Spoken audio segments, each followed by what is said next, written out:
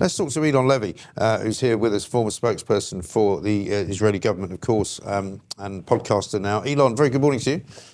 Hello, Mike. Very impressive to see how many people are watching you so early in the morning. It's really great, isn't it? Incredible numbers, really. We can't quite believe how popular we are, but there we are. It's because we talk sense and we appeal, I think, to normal, good, sensible individuals, you know, without bias, without kind of, you know, ridiculous attitudes about things like what you've just watched there. I mean, I know we're going to talk about Iran and the Strait of Hormuz and all of that and very important international matters, but I've asked you this question before. Can you believe how people are behaving around Jewish communities in this country?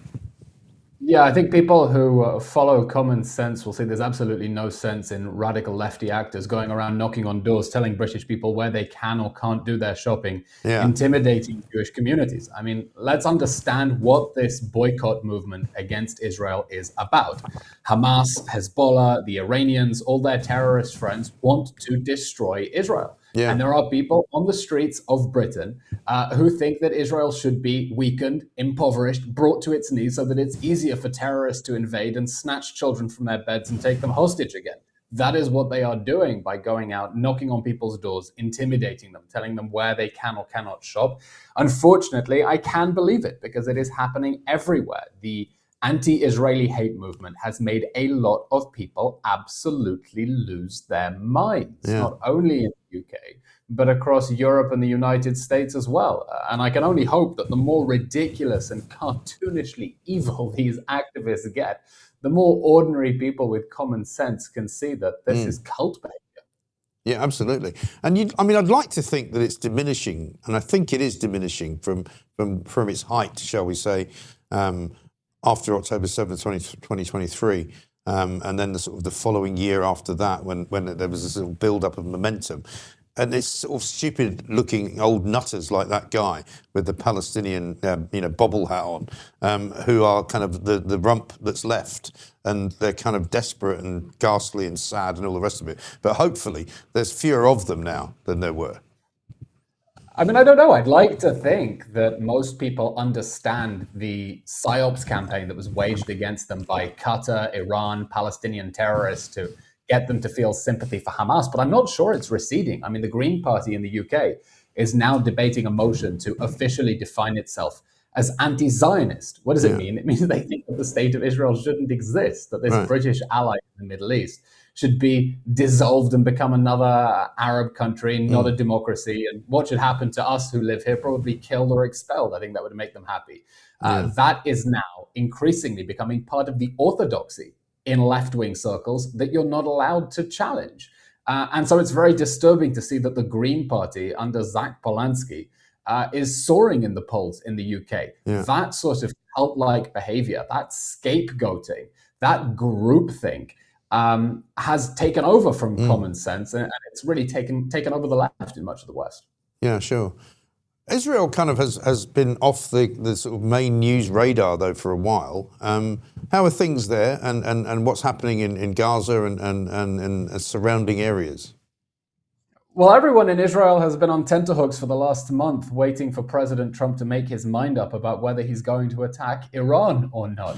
Because if the United States attacks the Iranian regime, then Iran will retaliate with ballistic missiles at Tel Aviv and other Israeli cities. So everyone's just waiting for the US to get it over with already. We understand that we're potentially in the eye of a storm, that things can switch to emergency mode anytime soon if Iran rains ballistic missiles on us in retaliation for an attack from the United States. That's Iran. Gaza, of course, the ceasefire is not progressing because Hamas is refusing to disarm. It's refusing to relinquish power. In fact, it's taxing the vast amounts of humanitarian aid that are entering Gaza in order to rebuild its terrorist army, rebuild its war machine, and reassert its grip on Gaza. And of course, Israel is saying we cannot live next to the Hamas rapist regime. And I use that word advisedly because more and more hostages are opening up about how they were sexually abused and held as sex slaves, essentially, in Hamas's dungeons. So Israel is saying if Hamas is not going to disarm, if diplomacy can't get Hamas to disarm, we're not going to allow the regime that abducted our people from a music festival as sex slaves to control territory a few hundred meters away from Israeli homes. And if diplomacy can't solve it, we may have to do it ourselves. Yeah. And what's Hamas's kind of power at the moment? I mean, because you were able to denude a reasonable amount of their arms, you were able to kind of, control them to some extent. But what sort of, I mean, I guess it's difficult to rate it, I suppose, but in terms of how powerful they were on October 7th, 23, where are they now? Hamas is a shadow of its former self, and the challenge now is to make sure that Hamas doesn't rebuild itself into what it was. On the eve of October 7th, Hamas was a fully fledged terrorist army. I mean, it had an army of 30,000 men. That's bigger than most NATO armies. Israel was invaded by a nation-state-size army. And over 2 years of war, Israel has reduced it to a guerrilla force that was fighting out of tunnels and hospitals and schools and taking potshots at Israeli forces, not an army that could invade and seize territory like it did on October 7th. But the war ended with the ransom to get the hostages out, with Hamas still in control of half of the Gaza Strip. Gaza is now divided between an area controlled by the IDF and an area controlled by Hamas. And in the area controlled by Hamas, they are taxing the trucks of aid that are coming in, using that to rebuild their arms, to rebuild their army, to reassert their grip on power, to crush any opposition inside the Gaza Strip, saying that they will continue fighting and they will continue to wage jihad. So with all due respect to the American plans to rebuild Gaza, none of that is relevant until Hamas is gone, because the reconstruction of Gaza will just mean the reconstruction of Hamas. And it will mean that any foreign tax money, I don't know what Britain is thinking of donating, rebuilding Gaza, it's just going to go down the drain or really down a Hamas tunnel shaft. Yeah, absolutely right. Well, God knows what Keir Starmer's planning to do. I mean, he doesn't even seem to know what he's doing from one day to the next, because, every time he turns around, he makes another U-turn. So, I mean, I wouldn't rely too much on him. Iran apparently trying today, to hold the power within the Parliamentary Labour Party. Iran today announced a temporary closure of the Straits of Hormuz for the first time since the 1980s. You made the point earlier that it's not clear what Donald Trump's plan is. He keeps kind of coming out and saying they want to make a deal because obviously they don't want the consequences if they don't want to make the deal. We don't want to have to send in some more B-2 bombers. But, the Straits of Hormuz being closed is quite a big development, isn't it? Yeah, Iran briefly shutting down the Strait of Hormuz during negotiations with the United States in Geneva is a massive escalation. Yeah. Let's remember, a fifth of the world's oil goes through the Strait of Hormuz, and closing it even briefly is a threat to choke off the entire global economy. Now, the talks ended yesterday in Geneva. The US is saying there's some progress, but Iran is still not willing to acknowledge America's red lines. And let's remember what America is demanding here. It's saying there are 4 ways in which Iran is a threat to the whole world.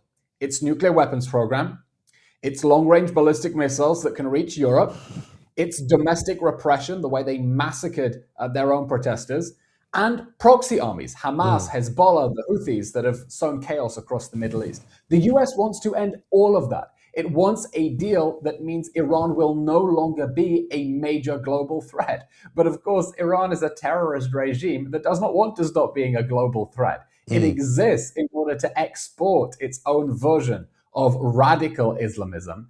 And I think the chances are very slim that Iran is going to reach a deal unless the US climbs back from its red lines. And Mike, look at the amount of firepower the US has moved into the Middle East. Yeah. It's moving a second aircraft carrier group into the Middle East, large numbers of fighter jets. Either President Trump is moving an insanely costly amount of firepower here to extort a better deal from the Iranians, or he's preparing to make a military move that tells the Iranians, if you don't want to neutralize yourselves as a threat to global security, the US is going to have to do it. Yeah. And given what happened in the last, say, I don't know, month and a half, where, as you say, they were massacring their own people and the IRGC was exhibiting, some really horrific kind of power plays, if you like. If that didn't make the world recognise what Iran is and make the world perhaps try to change what Iran is in some way, is there any hope that it ever will change? How much more cartoonishly evil does the Iranian regime need to be? Are the chants of death to America, death to Israel, death to England not enough? Are the threats from the regime to sink America's ships not enough? Is its domestic subversion in the UK, which even Parliament says is on a par with Russia, not enough? Its support for Hamas, for Hezbollah, the Houthis, its destabilization of regimes in the Middle East and in Africa. It is so blindingly obvious that the Iranian regime is a massive threat to global security. And I think the United States gets it. The question is whether the world wants to put its money where its mouth is and say, Iran is now at its weakest it has ever been. Let's remember what happened in the last 2 years. The Iranian regime surrounded Israel with a ring of proxy armies, hoping to destroy Israel, and it exploded in Iran's face. Iran has been stripped of its air defenses. Its nuclear program has been massively harmed. Its ballistic missile program has been set back. It's lost control of Syria because of the Assad regime. It's weaker than it's ever been. And the question now is, after you've seen the Iranian regime massacring its own people on the streets of Tehran, is now the time to throw it a lifeline and let it climb up from its knees? Or do you impose a settlement on it that says you are going to stop being a danger to the free world, the easy way or the hard way? Yeah, it makes perfect sense what you say, Elon. A lot of people saying you're making perfect sense. If only people would listen to common sense. To what? Yeah, the home of common sense, the real home of common sense. People are asking me, by the way, what is that behind your right shoulder? All those little figures. What's that a collection of? These are little figurines of Israeli leaders. You can see David Ben-Gurion. That's what we thought. Yeah, I can see. Can I see gold in my ear there? All of the great classics. Oh, okay, brilliant. It's like a sort of a classic Sabutio football team of Israeli leaders. It's lovely. It's great. Lovely. Like Thank you. Great to see you, Elon. Thank you very much indeed. Host of the Elon the Record podcast, I think, and a man who should always be listened to. Speaks perfect sense. Great to see you, Elon. Thank you.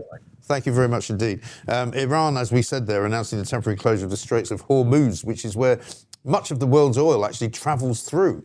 So it's quite a big deal, to be honest. Absolutely extraordinary stuff.